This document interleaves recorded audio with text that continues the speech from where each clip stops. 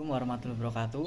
Perkenalkan, nama saya Ahmad Hidayat Rizal dari kelas 03 SAKP 010 dengan NIM 2010 11 200 520. Di sini saya akan memaparkan materi mengenai bertanam anggur di pekarangan untuk memenuhi tugas video ke-1 mata kuliah Perekonomian Indonesia. Poin pertama yang ingin saya sampaikan, yang pertama mengenai asal-usul anggur. Domestik anggur pertama kali dilakukan di pegunungan Kaukasus Selatan yang berada di antara Kasapia dan Laut Hitam.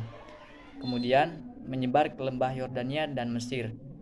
Budidaya dan teknologi pengolahan anggur masuk ke Yunani dan menyebar ke Spanyol, Jerman, Prancis, serta Austria.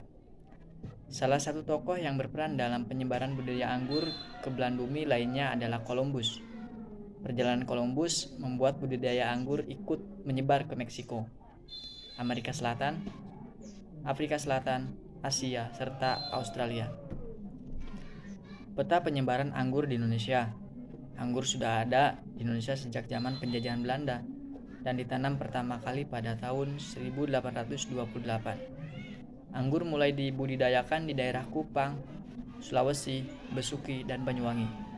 Sentra produksi anggur di Indonesia terdapat di daerah Klaten, Sleman, Kediri, Parepare Sulawesi Selatan, Majene, Jenoponto Sulawesi Selatan, dan Palu. Jenis-jenis anggur lokal yang ada di Indonesia. Yang pertama, ada Belgi atau Kediri kuning.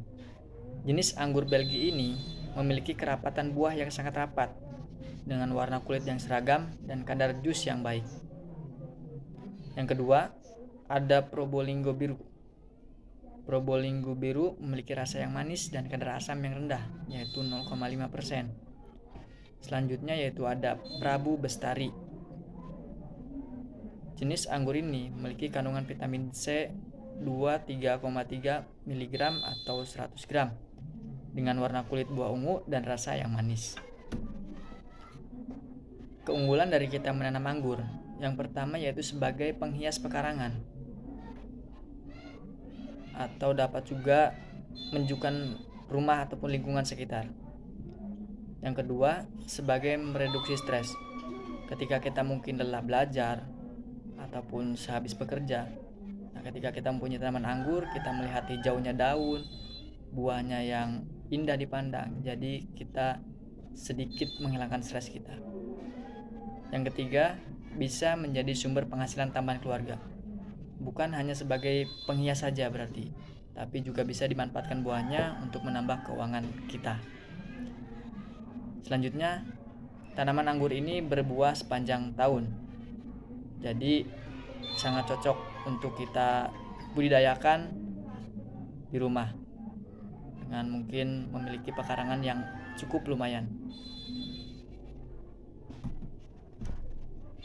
Khasiat buah anggur bagi hidup. Yang pertama, menghilangkan kerutan wajah. Selanjutnya, memutihkan gigi, mempercantik kuku, mengatasi susah tidur, mengatasi kelelahan. Bukan hanya sebagai gaya hidup, tapi tanaman anggur ini juga sebagai pencegahan penyakit. Di antaranya yaitu penyakit mencegah katarak, mengurangi risiko penyakit jantung, mengurangi sakit kepala, mengatasi gangguan ginjal, obat asma, mencegah kanker payudara.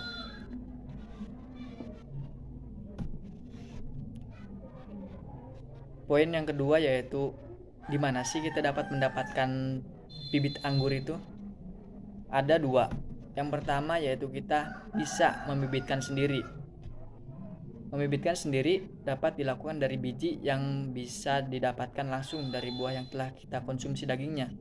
Selain itu, biji juga dapat dibeli khusus dari penangkarnya. Namun, kebanyakan tanaman anggur ditanam dari hasil perbanyakan vegetatifnya.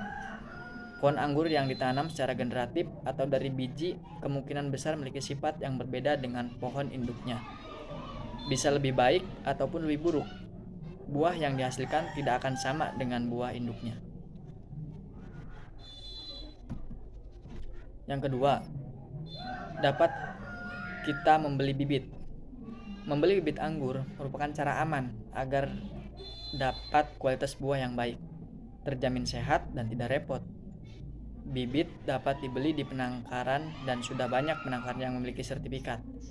Biasanya, bibit yang dijual dalam bentuk stek basah, tetapi ada pula bibit yang dijual dalam bentuk benih anggur siap tanam.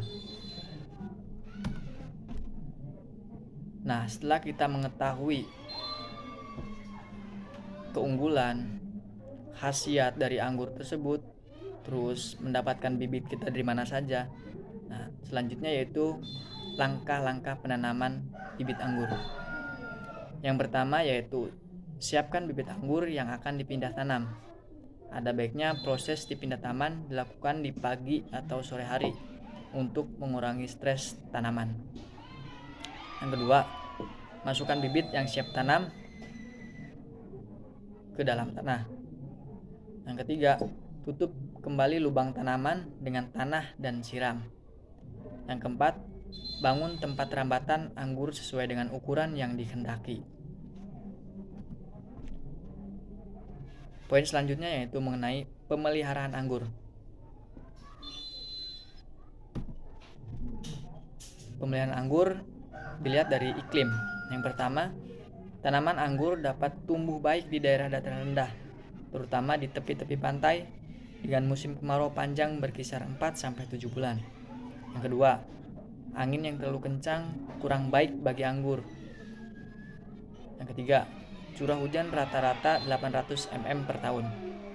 Dan keadaan hujan yang terus-menerus dapat merusak primordia atau bakal perbungaan, yaitu tengah berlangsung serta dapat menimbulkan serangan hama dan penyakit. Yang keempat, sebaiknya sinar matahari yang banyak atau udara kering sangat baik bagi pertumbuhan vegetatif dan pembuahannya. Dilihat dari media tanam. Yang pertama, tanah yang baik untuk tanaman anggur adalah mengandung pasir, lempung berpasir, subur dan gembur, banyak mengandung humus dan hara yang dibutuhkan. Kedua, derajat keasaman tanah yang cocok untuk budidaya anggur adalah 7 atau netral. Yang terakhir, dilihat dari ketinggian pemeliharaan. Anggur akan tumbuh baik bila ditanam antara 5-1000 mdpl atau di daerah dataran rendah. Perbedaan ketinggian akan mempengaruhi pertumbuhan dan perkembangannya. Jenis Pitis spinifera menghendaki ketinggian 1-300 mdpl atau di atas permukaan laut. Jenis Pitis laburca menghendaki ketinggian 1-800 mdpl di atas permukaan laut.